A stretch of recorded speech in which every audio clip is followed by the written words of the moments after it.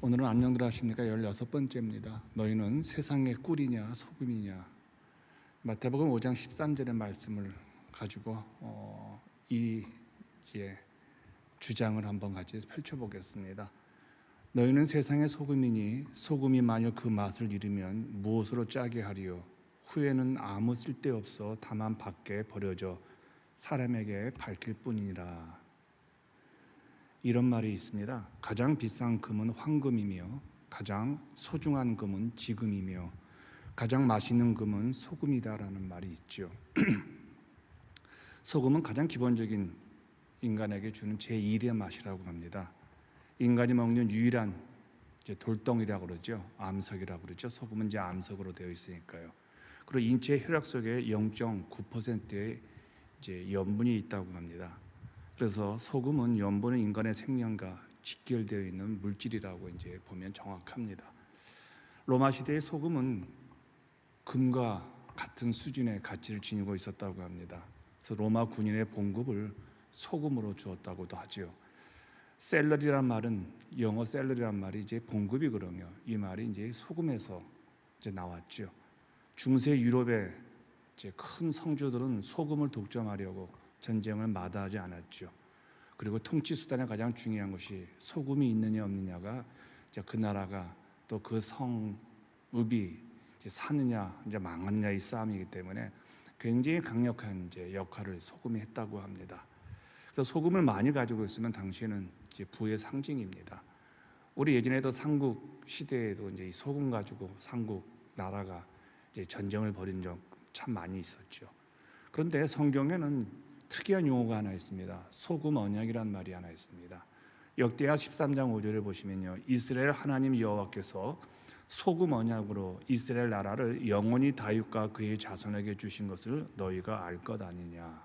여기서 하나님과 이스라엘 백성들의 언약을 소금 언약으로 묘사하고 있죠.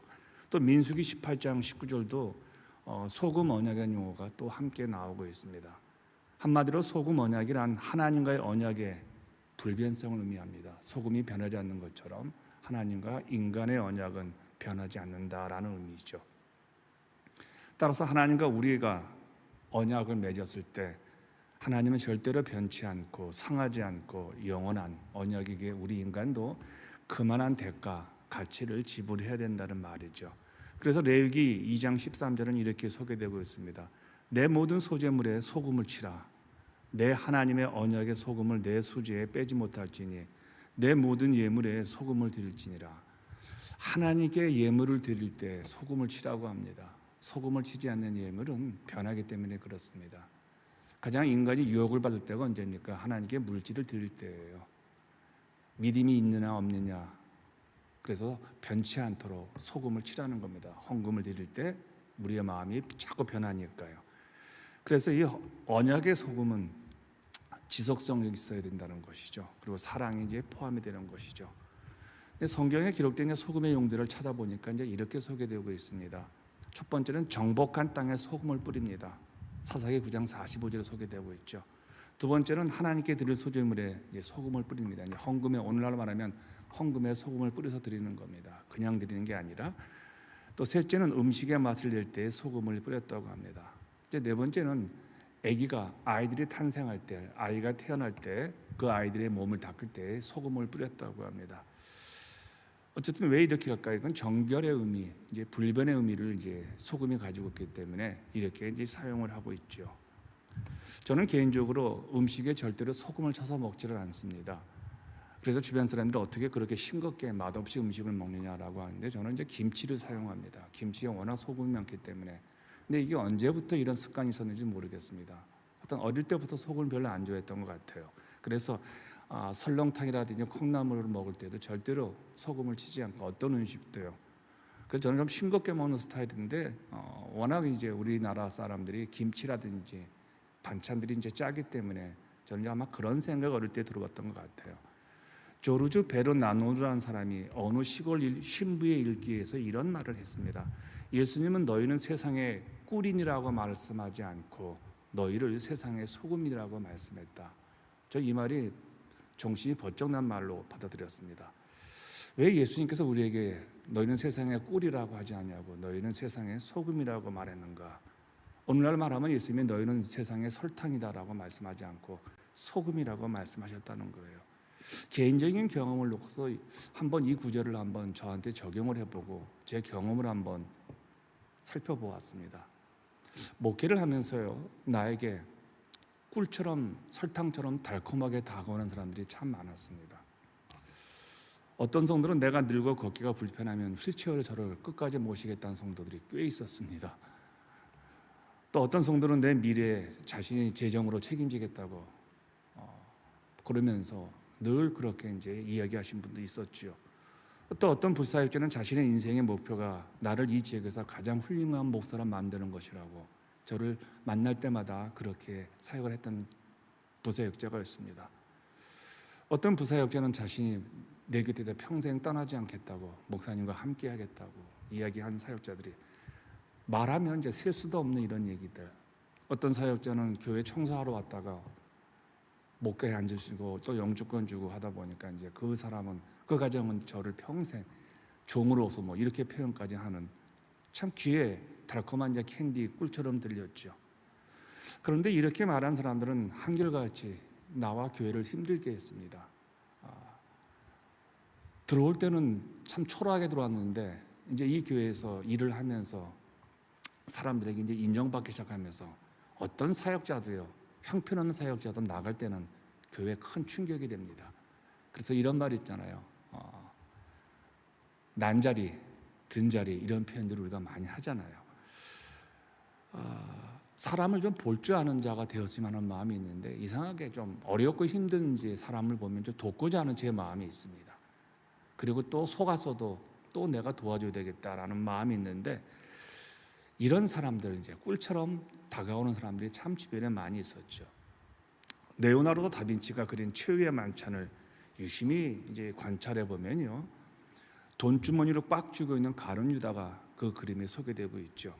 그런데 놀라운 광경이 하나 있습니다. 그 최후의 만찬 그림에서 가룟 유다 앞에 놓인 소금병이 엎어져 있었습니다. 소금이 다 쏟아진 것들이죠. 마치 예수님과 맺은 언약을 깨트려버린 배신자의 모습을 레오나르도 다빈치가 상징적으로 보여주고 있다는 생각이 들었어요. 소금은 몸의 상처에 닿으면 쓰리지만 방부제 역할을 한다고 합니다. 부패를 막는 힘이 있다고 하죠. 소금의 1차적인 기능은 바로 썩는 것을 막는 겁니다. 그 다음에는 음식의 맛을 내는 힘이겠지요.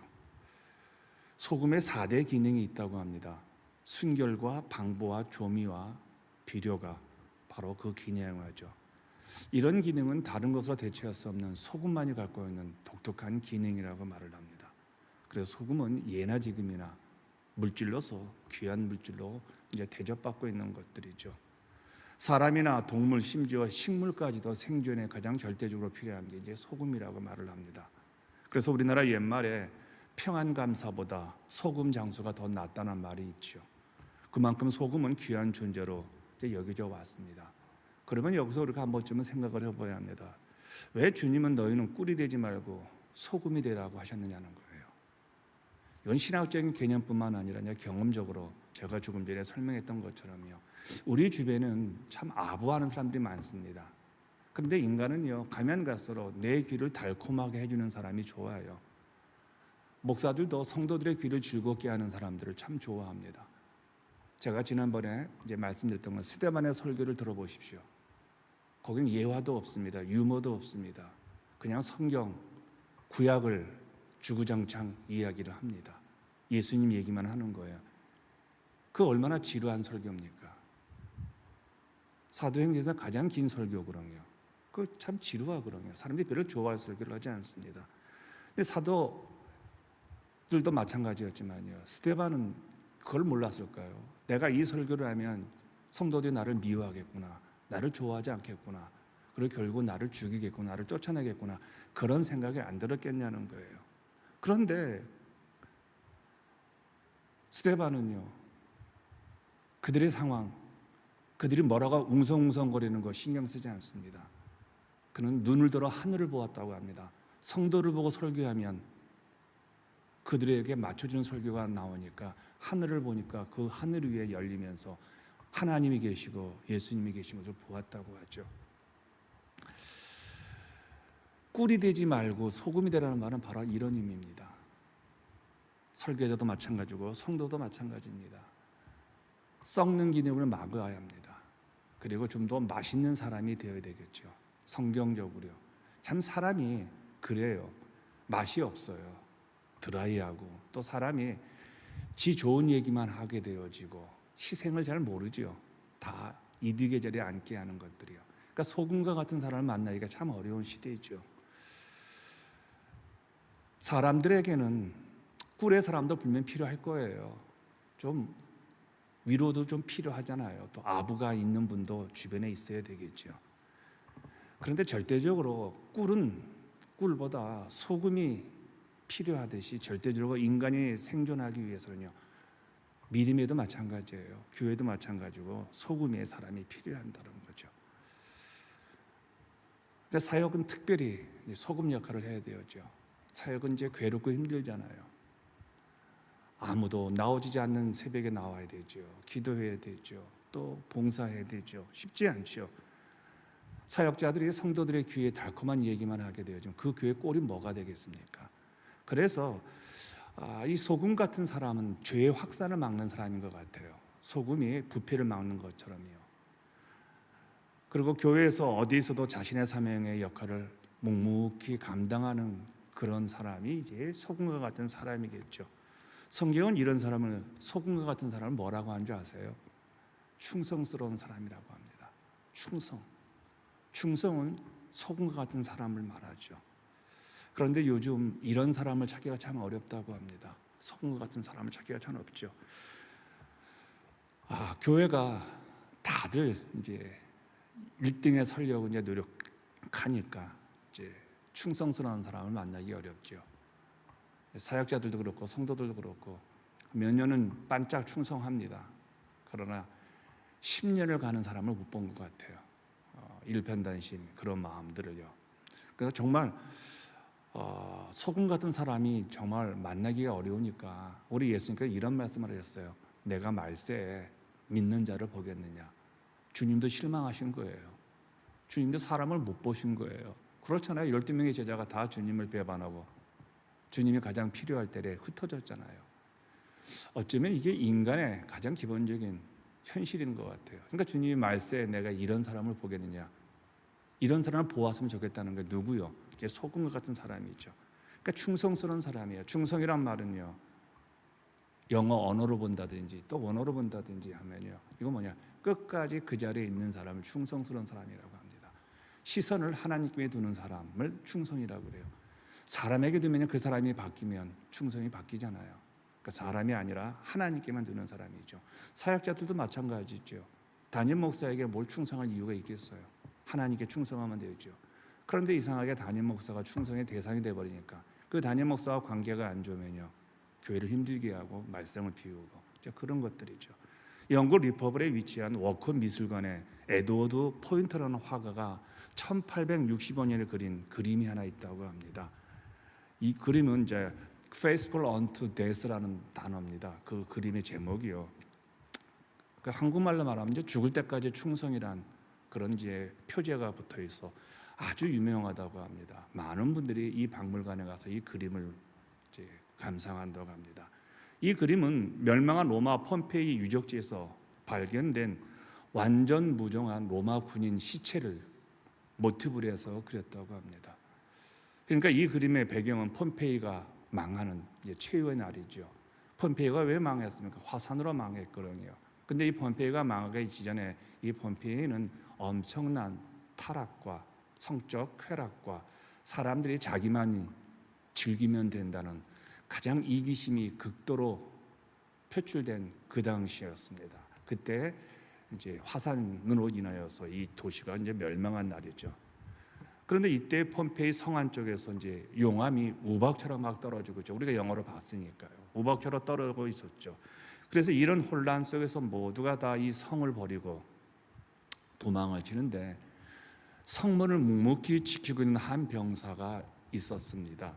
이 병사의 시선은 뜨거운 그 화산을 향하고 있었습니다. 그 두 눈에는 두려움과 죽음의 공포에 두 눈이 흔들리고 있었죠. 그런데 이 최악의 상황에서도 자신의 사명을 다하고자 그는 움직이지 않고 성문을 지켰다고 합니다.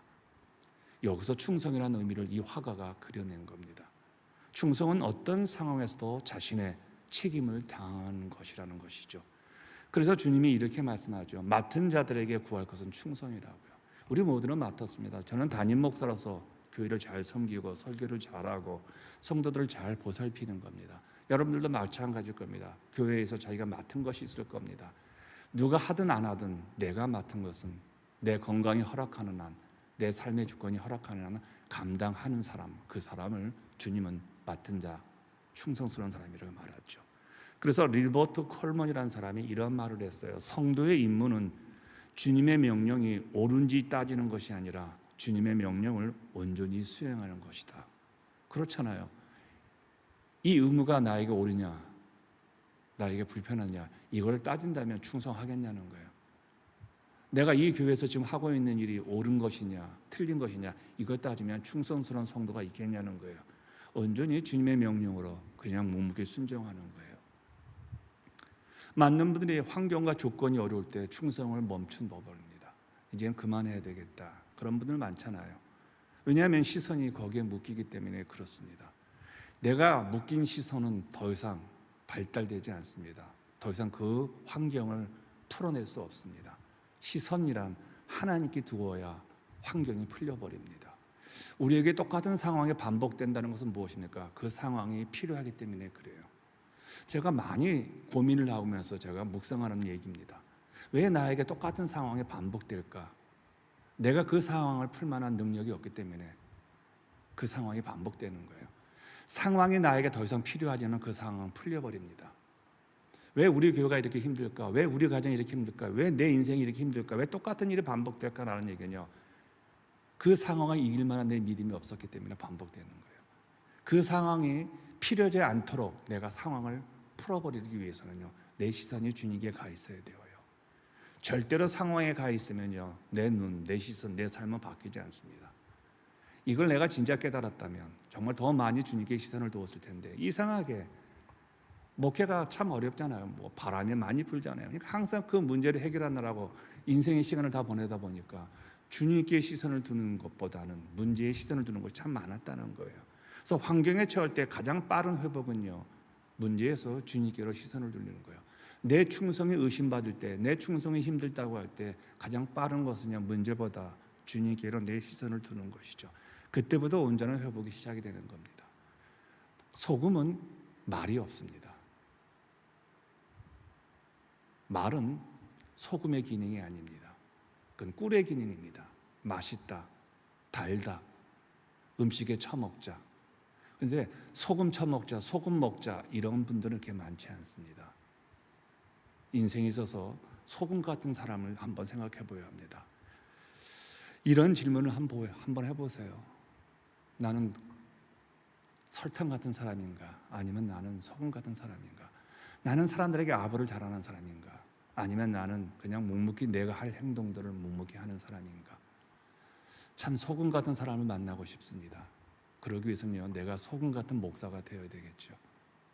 우리 함께 내일을 위해서 같이 기도하십시다. 내일 주일 예배가 우리가 은혜 받는 것도 중요하지만 우리의 유일한 예배의 대상인 하나님이 기뻐하는 예배가 될 수 있도록요, 우리의 유일한 청중이신 하나님의 이름이 높아지는 우리 예배가 주일 예배가 될 수 있도록요. 두 번째입니다. 53년 된 기념비적인 우리 교회가 이 지역의 최초의 한인교회 우리 교회가 좀 위험을 갖도록요, 우습지 않도록요, 우리 스스로가 교회를 존귀하게 여기며 우리 교회가 얼마나 오랜 역사 속에서 살아있는 것만 자랑할 것이 아니라 이제는 제대로 제 역할을 감당하는 교회가 될 수 있도록 여러분 스스로가 교회를 사랑하고 위험을 부여할 수 있도록. 세 번째입니다. 예배에 참석한 교회들에게 은혜가 임하도록요, 육체가 아픈 분들은 치유가 있고요, 마음이 상한 분들은 마음의 회복이 있고요, 또 물질이 필요한 분들에게 물질의 공급이 일어나는 각자가 처한 다양한 은혜를 받을 수 있도록 내일 예배에 위해서 기도하십시다. 네 번째입니다. 부족한 일꾼들을 보내셔서 교회를 함께 세워나가는 새로운 다양한 우리 교회 역할 감당할 수 있도록 좋은 사역자 보내주시고 좋은 일꾼 보내주시고 좋은 리더십 성도를 보내달라고 기도하십시다. 마지막입니다. 하나님의 말씀을 잘 대언하는 제 설교가 될 수 있도록요, 사람의 귀가 아니라 하나님의 음성을 들려줄 수 있는 담임 목사인 제가 말씀 잘 감당하도록 우리 함께 중보 기도하시길 바랍니다. 함께 같이 기도하시겠습니다.